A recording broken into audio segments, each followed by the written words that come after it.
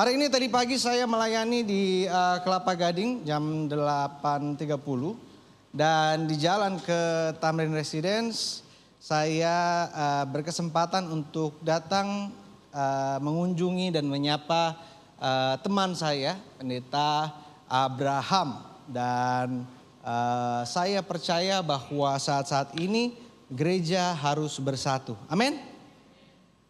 Ini ada video saya mau play ya, supaya saudara saya saksikan. Dari GPIB Immanuel, kita menyatakan bahwa kita satu dalam Yesus Kristus. Nah, ini bersama Pendeta Abraham. Saudara, jubah pendeta boleh berbeda, doktrin boleh berbeda, gereja boleh berbeda, sekolah boleh berbeda, tapi kita satu dalam Yesus. Amin, Pendeta Abraham. Amin, amin. Berikan tepuk tangan yang meriah buat Tuhan. Kalau saya bilang gereja Tuhan, saudara bilang bersatu. Amin. Gereja Tuhan. Kalau GBI punya slogan GBI sehati. Gereja Tuhan. GBI. Gereja Tuhan zaman sekarang harus bersatu. Doktrin beda-beda gak apa-apa, tapi bersatu. Makanya hari ini saya mau ngomong soal sebuah phrase Latin yang terkenal. Namanya Vox Populi Vox Dei. Suara rakyat, suara Tuhan. Amin. Saya mau tanya, emang benar suara rakyat, suara Tuhan? Kok saudara amin? Suara rakyat bukan suara Tuhan. Suara dunia, suara massa bukan suara Tuhan. Suara Tuhan hanya datang dari firman-Nya. Coba lihat sama saya selanjutnya. Matius 4 ayat 9. Dan berkata kepadanya, semua itu akan kuberikan kepadamu jika engkau sujud menyembah aku. Amin. Kalau kita ngelihat ayat gak bisa asal comot-comot. Kita lihat konteksnya. Di sekolah Alkitab kita belajar, di STT kita belajar, lihat konteksnya. Ini saudara jangan aminkan. Kenapa? Coba lihat ayat sebelumnya. Ayat 48, ayat yang ke-8. Dan iblis membawanya ke atas gunung yang sangat tinggi dan memperlihatkan kepadanya semua kerajaan dunia dengan kemegahannya. Ini yang ngomong setan kepada Yesus. Nah, tugas jemaat Tuhan, khususnya jemaat Tuhan di GBI Global Fellowship Center, adalah untuk menyelidiki firman Tuhan. Coba lihat selanjutnya. Kisah para Rasul 17 ayat 11. Orang-orang Yahudi di kota itu lebih baik hatinya daripada orang-orang Yahudi di Tesalonika. Karena mereka menerima firman itu dengan segala kerelaan hati. Dan setiap hari mereka menyelidiki kitab suci untuk mengetahui apakah semua itu benar. Nah, pendeta punya tanggung jawab menyampaikan firman Tuhan. Kita belajar. Saya sekolah. Saya belajar. Saya menyampaikan firman kepada saudara, tapi bukan kata pendeta, kata Tuhan. Tidak. Saudara selidiki dari apa? Firman Tuhan, benar gak nih pendeta ngomong apa? Lihat konteks ayatnya, lihat pasalnya, lihat siapa yang bicara dan sebagainya. Nah, kalau kita lihat beberapa ayat sebelumnya. Kisah para Rasul 17 ayat 4-5. Beberapa orang dari mereka menjadi yakin dan menggabungkan diri pada Paulus dan Silas. Dan juga sejumlah orang besar Yunani yang takut kepada Allah. Tidak sedikit perempuan-perempuan terkemuka. Paulus dan Silas menyampaikan Yesus adalah Mesias. Saya mau tanya, pesannya benar gak? Pesannya benar gak? Hello? Pesannya benar? Benar. Tetapi pesan benar ini, ada orang-orang Yahudi menjadi iri hati dan dibantu oleh beberapa penjahat antara petualang di pasar. Mereka mengadakan keributan dan mengacaukan kota itu. Mereka menyerbu rumah Yason dengan maksud untuk menghadapkan Paulus dan Silas ke depan sidang rakyat. Kebenaran itu adalah firman. Tetapi kita harus menyelidiki dan membaca firman Tuhan. Saudara jemaat GBI Glow Fellowship Center setiap hari harus baca Alkitab, amin. Supaya kalau ada pengajaran-pengajaran lain, kalau ada pemberitaan-pemberitaan lain, gak ada kekacauan, keributan, saudara gak bingung. Nah, beda jemaat di Berea. Jemaat di Berea ketika disampaikan kebenaran, mereka selidiki kitab suci. Nah ini, disampaikan kebenaran, lalu ada isu-isu dan ada keributan. Kita nggak ngikutin kata-kata manusia, kita nggak ngikutin apa yang dunia katakan, kita ngikutin apa yang Tuhan mau. Amin. Makanya saya percaya satu ya. Saudara, selama kita benar, selama firman ada dalam hati kita, Yesus ada dalam kehidupan kita, jangan takut pada siapapun. Jangan takut mati, jangan takut sakit, bahkan jangan takut viral. Tetapi takutlah menyakiti hati Tuhan. Saya udah semangat tapi gak ada yang amin loh. Bener-bener loh. Amin. Semangatlah untuk apa? Takut sama Tuhan. Takutlah untuk apa? Nyakitin hati Tuhan. Itu yang terutama.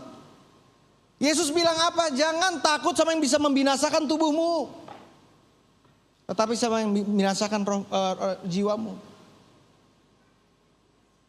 Zaman sekarang orang-orang lebih mendengarkan apa yang ada di media, apa yang di sosial media.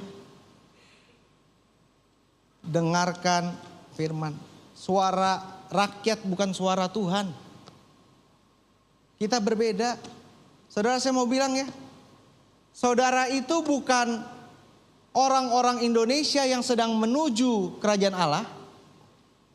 Tapi saudara orang-orang kerajaan Allah yang sedang tinggal di Indonesia. Setuju? Setuju? Amin. Karena kita bukan dari sini, kita berasal dari Allah. Hidup kita berbeda. Yang keluar dari mulut kita berbeda. Orang jahatin kita, kita balasnya apa? Dengan kasih, dengan pengampunan.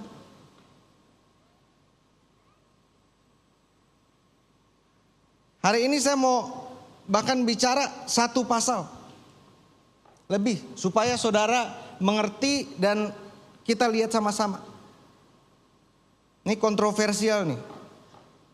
Tetapi saya mau bilang, di zaman itu Yesus adalah tokoh paling kontroversial, tokoh paling viral sampai ia disalibkan. Jangan takut. Saya bilang sama pendeta Abraham, tadi dia bilang, Pak Pendeta boleh minta fotonya?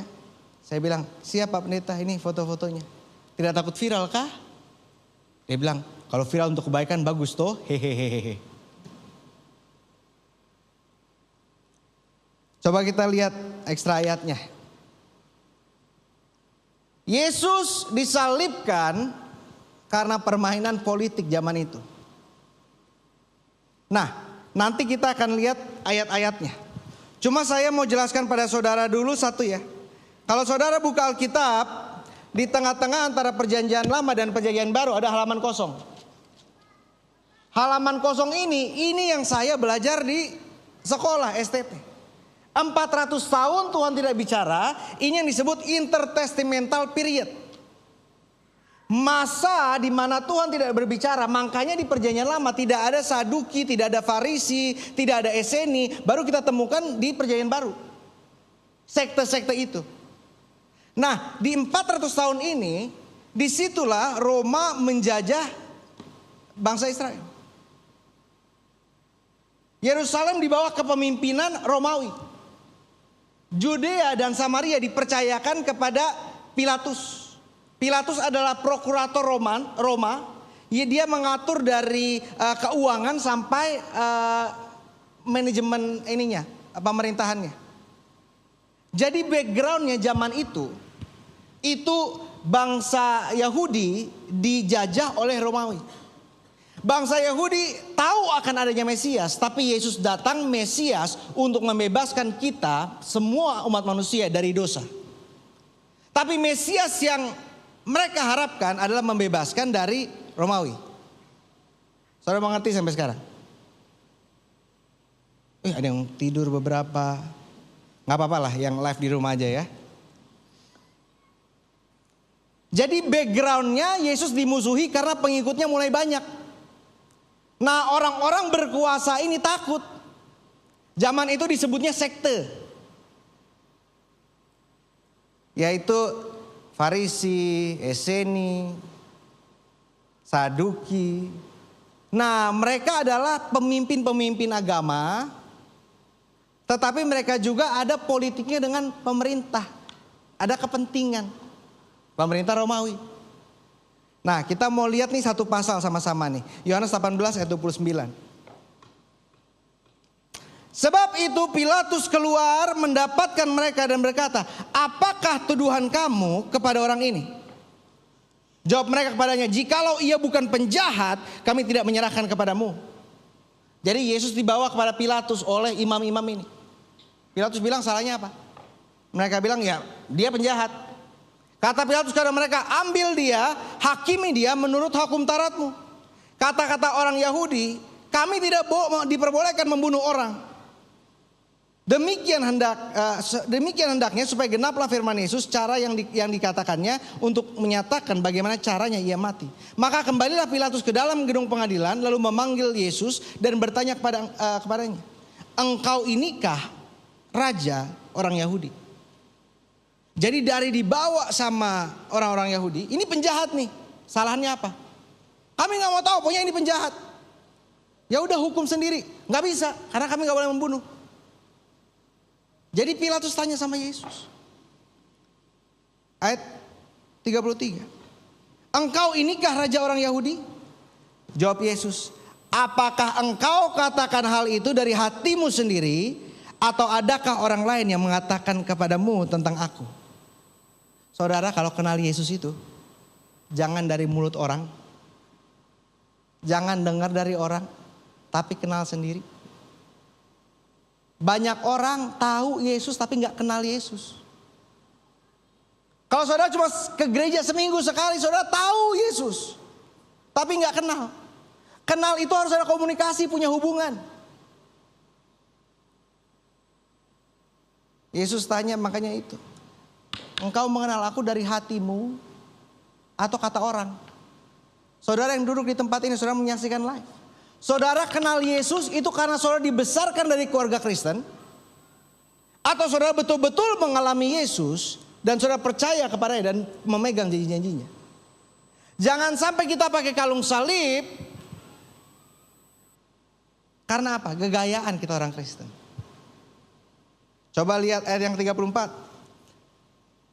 Ayat 35 sorry.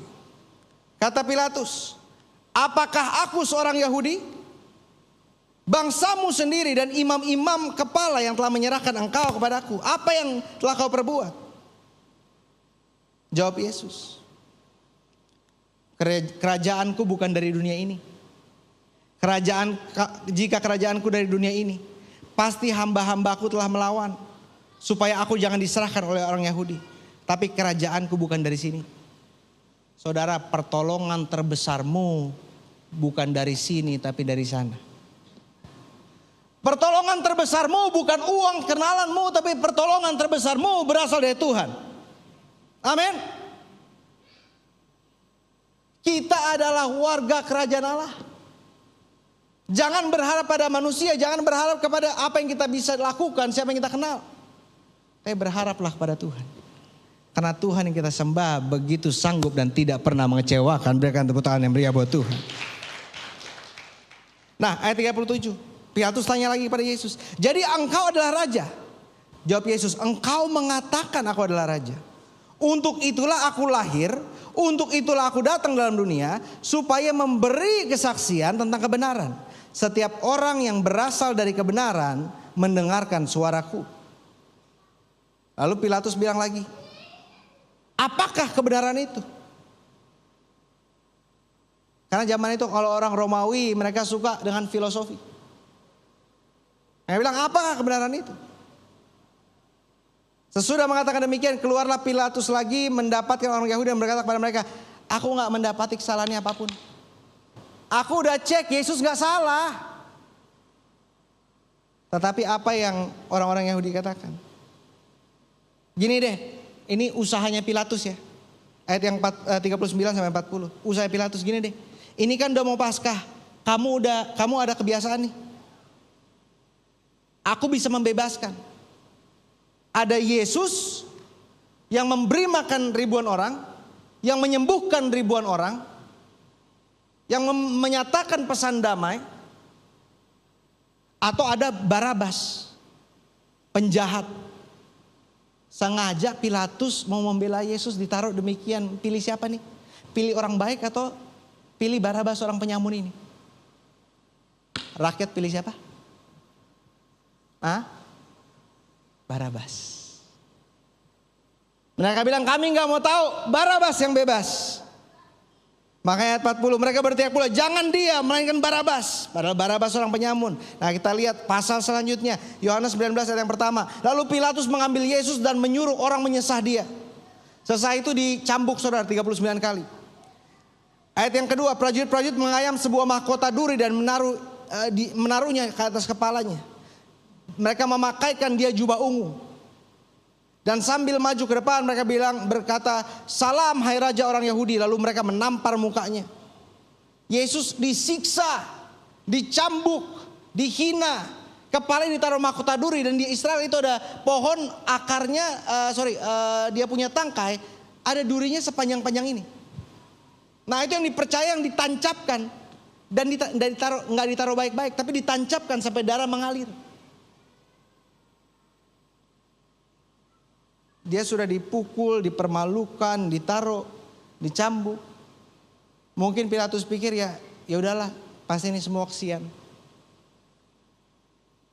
Ayat yang kelima, lalu Yesus keluar bermahkota duri berjubah ungu. Maka kata Pilatus kepada mereka, lihat manusia ini. Kamu gak kesian, lihat manusia ini. Ayat yang keenam, ketika imam-imam kepala dan penjaga-penjaga itu melihat dia, berteriaklah mereka. Apa? Salibkan dia, salibkan dia. Kata Pilatus pada mereka, ambil dia dan salibkan dia. Sebab aku tidak mendapat kesalahan apapun padanya.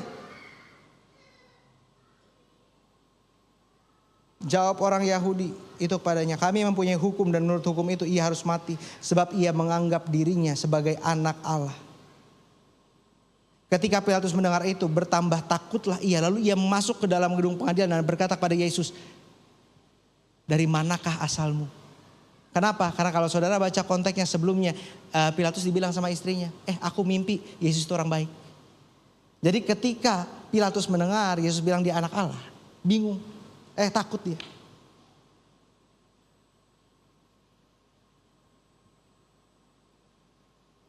Ketika Yesus ditanya sama Pilatus, dari manakah asalmu? Yesus tidak memberi jawab kepadanya. Pak, ada saat kita bersuara, ada saat kita diam. Amin. Bu, ada saat kita bicara, ada saat kita diam. Amin. Ini gak ada yang amin. Pak, mestinya kalau istrimu cerewet, aminnya keras pak. Ada saat kita bicara, ada saat kita diam. Contohnya siapa? Yesus. Ditanya pertama dia dijelasin, lalu ketika ditanya lagi dia diam. Pilatus bilang pada Yesus, dia ancam. Karena apa? Karena Yesus diam. Tidakkah engkau mau bicara denganku? Tidakkah engkau tahu bahwa aku berkuasa membebaskan engkau? Aku juga berkuasa menyalibkan engkau. Pilatus bilang, kamu nggak ngomong sama saya? Saya bisa membebaskan kamu atau saya bisa menyalibkan kamu. Ketika Yesus diancam, Yesus bilang apa? Ayat 11. Engkau tidak mempunyai kuasa apapun terhadap aku, jikalau kuasa itu tidak diberikan kepadamu dari atas.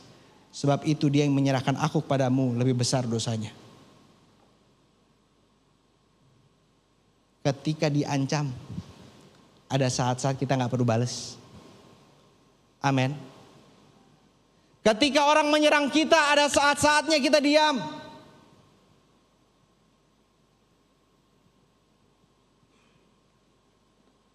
Kemarin papa saya bilang, Ger nanti khotbah ya pagi ya. Iya. Saya saking cepet-cepetnya pakai sepatu. Ketuker tuh saudara. Kiri sama kanan beda.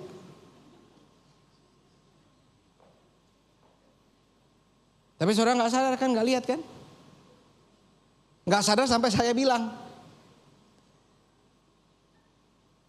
Bener serius.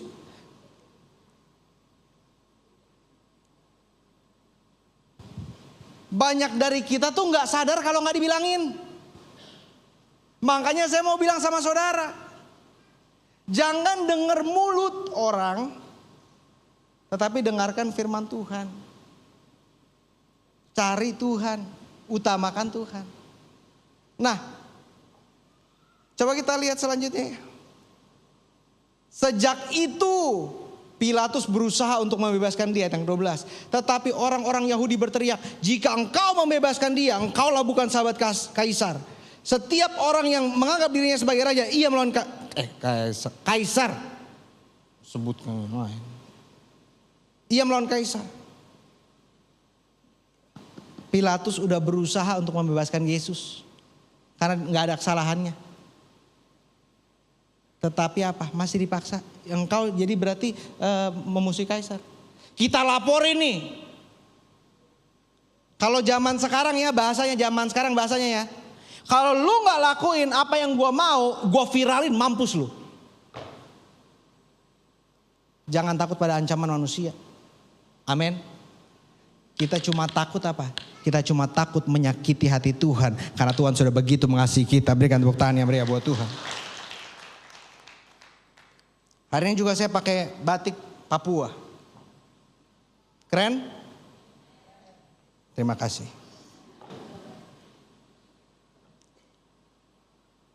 Ke-13, ketika Pilatus mendengarkan perkataan itu, ia menyuruh membawa Yesus keluar dan ia duduk di kursi pengadilan.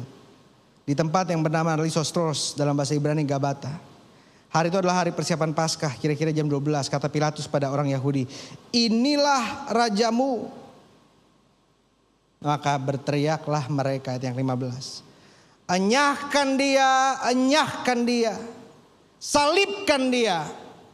Kata Pilatus kepada mereka, haruskah aku menyalibkan rajamu? Jawab imam-imam kepala, kami tidak punya raja lain selain pada Raja Kaisar. Saya mau tanya, imam-imam kepala orang Yahudi, rajanya siapa? Rajanya adalah Tuhannya. Rajanya adalah Allah Abraham, Ishak dan Yakub. Itu adalah orang Israel. Tapi mereka bilang kami tidak punya raja selain Kaisar. Mereka bahkan mengkhianati iman mereka demi kepentingan pribadi. Saya mau bilang ya, kalau saudara meninggalkan Yesus, kalau saudara meninggalkan Tuhan demi jabatan, demi uang, saya mau bilang saudara pengkhianat dan penjahat.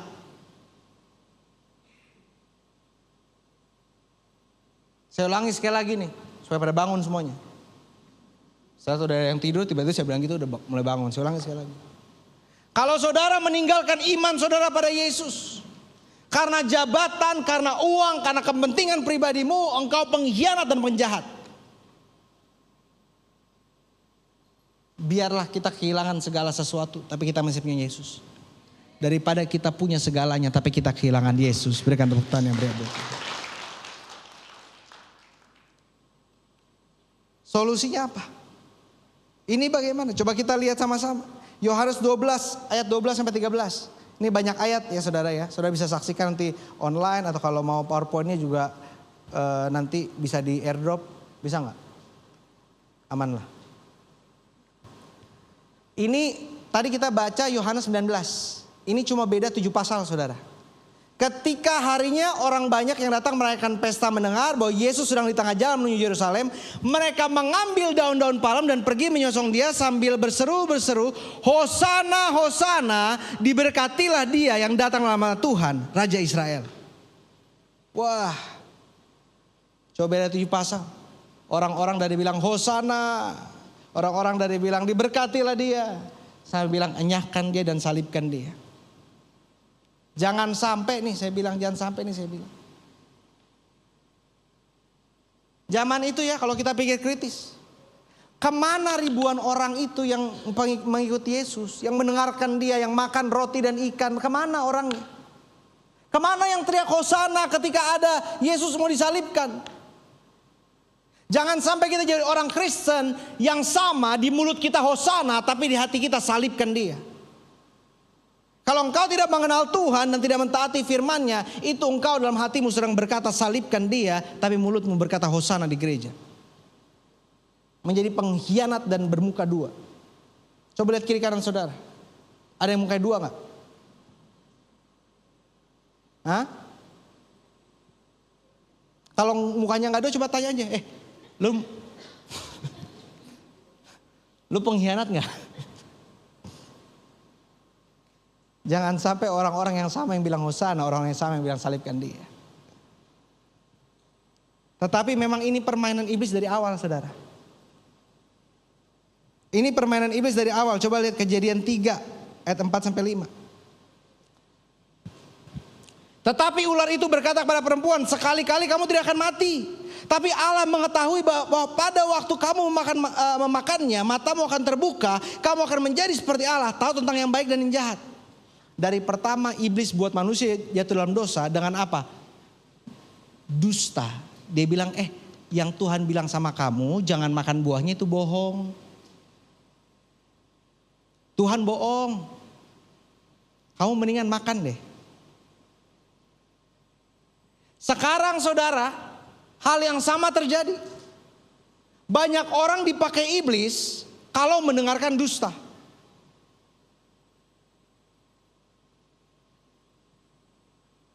Dan kenapa saya bilang penyaliban Yesus adalah permainan politik zaman itu?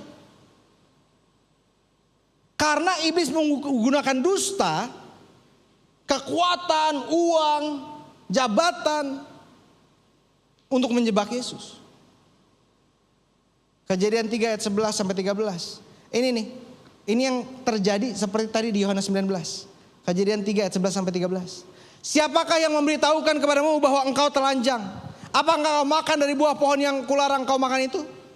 Adam, manusia itu menjawab, perempuan yang kau tempatkan di sisiku, dialah yang memberi buah dari buah pohon itu kepadaku. Maka aku makan. Kemudian Allah bertanya pada perempuan, apa yang telah kau perbuat itu? Perempuan itu, ular itu memperdayakan aku, makanya aku makan. Kayak gini kan, tunjuk-tunjukkan kan.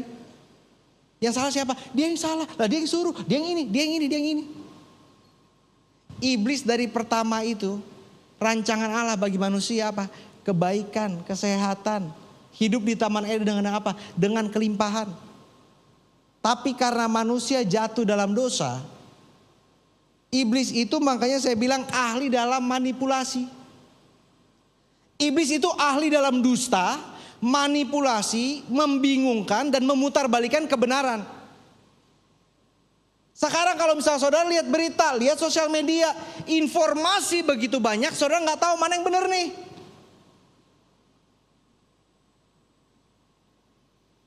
Saya diundang ke sebuah acara TV.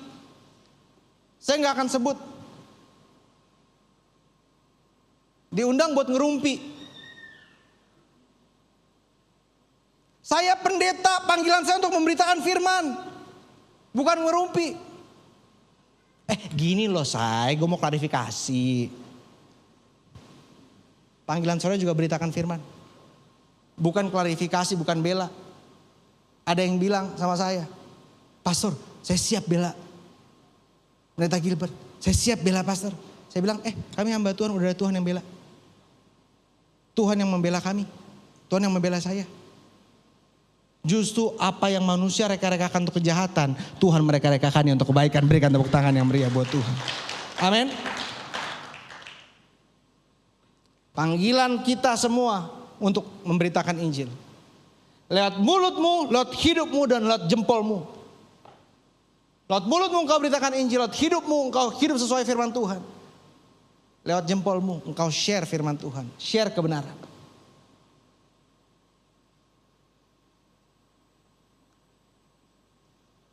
Coba kita lihat selanjutnya. Kenapa saya sebut iblis itu ahli dalam manipulasi? Yohanes 8 ayat 43 sampai 44. Apakah sebabnya kamu tidak mengerti bahasaku? Ini yang Yesus yang berfirman nih kepada murid-muridnya. Apakah sebabnya kamu tidak mengerti bahasaku? Sebab kamu tidak dapat menangkap firmanku. Iblislah yang menjadi bapamu dan kamu ingin melakukan keinginan-keinginan bapamu. Ia adalah pembunuh manusia sejak semula dan tidak hidup dalam kebenaran. Sebab di dalam dia tidak ada kebenaran. Apabila ia berkata dusta, ia berkata atas kehendaknya sendiri. Sebab ia adalah pendusta dan bapa segala dusta. Kerajaan Allah punya bahasa, iblis juga punya bahasa. Bahasanya Yesus, bahasa kerajaan Allah apa? Bahasa Yesus dan bahasa kerajaan Allah apa? Kebenaran. Bahasanya iblis apa? Dusta. Kalau saudara suka berdusta, kata Alkitab, kata firman Tuhan Yohanes 8 ayat 44. Kalau engkau suka berdusta, berarti siapa bapamu? Coba tanya sebelah saudara, siapa bapak kamu?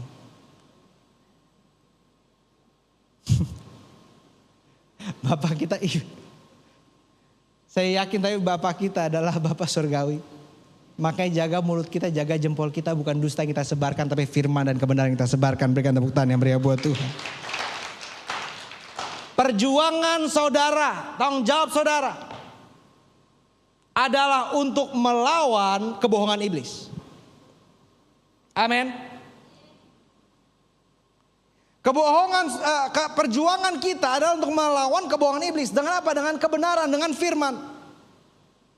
Coba lihat Efesus 6 ayat 11 sampai ayat yang 12. Kenakanlah seluruh perlengkapan senjata Allah supaya kamu dapat bertahan melawan. Sama-sama bilang sama saya, tipu muslihat. Sama-sama bilang sama saya, tipu muslihat. Tipu muslihat adalah ilusi. Tipu muslihat adalah permainan. Kita harus perlengkapan senjata Allah supaya kita dapat bertahan melawan tipu muslihat iblis. Karena perjuangan kita bukan melawan darah dan daging, tetapi melawan pemerintah-pemerintah, melawan penguasa-penguasa, melawan penghulu-penghulu dunia yang gelap ini, melawan roh-roh jahat yang di udara. Musuh saudara terkadang bukan apa yang kelihatan. Kadang-kadang musuhmu bukan orang serumahmu, tetapi ada roh.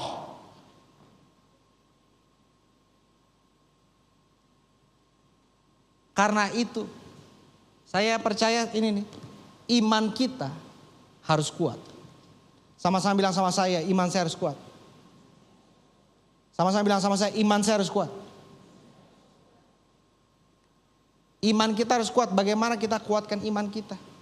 Semuanya ada di firman Tuhan, semuanya diajarkan di firman Tuhan. Coba lihat, kenapa iman kita harus kuat? Coba klik.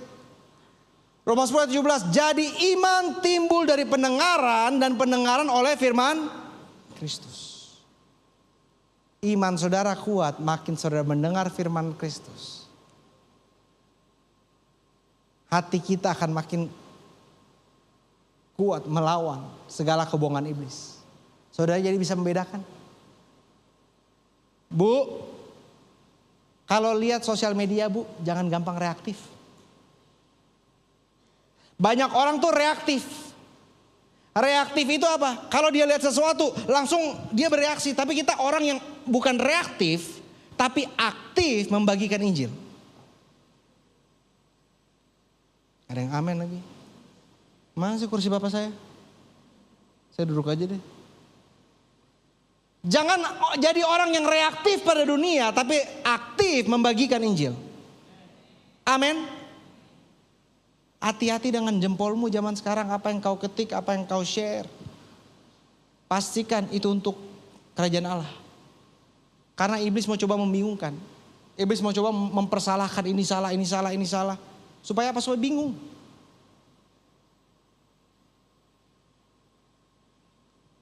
Roma, jangan sampai kita dibingungkan oleh iblis. Yohanes 16 ayat 32 sampai 33, ini janji Yesus buat kita nih, ya. Ini janji Yesus buat kita. Dan saya harap saudara catat ayatnya, kalau enggak nanti saudara.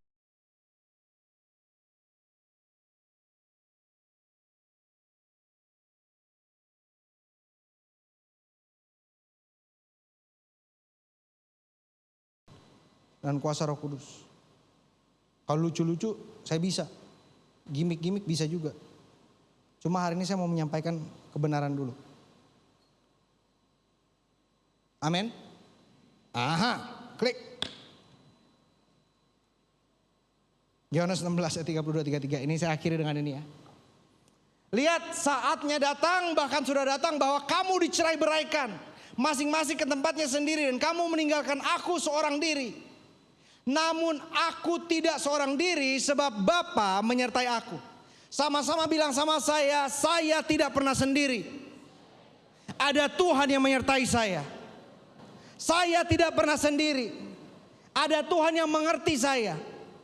Amin. Saatnya sekarang pengikut Tuhan lagi dicerai-beraikan.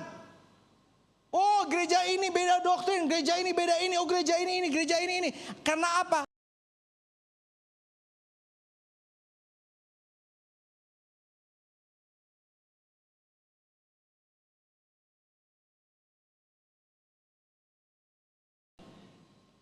Dan akhir yang ke ayat 33.